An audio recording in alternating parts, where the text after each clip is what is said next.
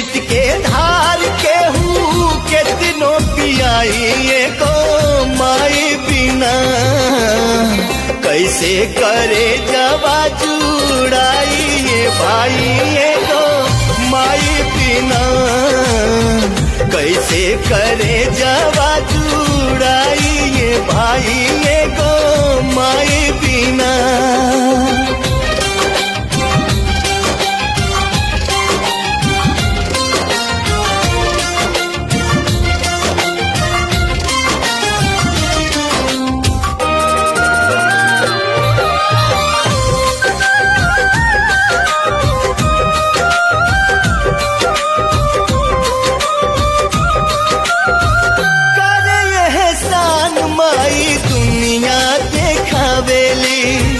बोले बतियावे औरी चले भी सिखावे।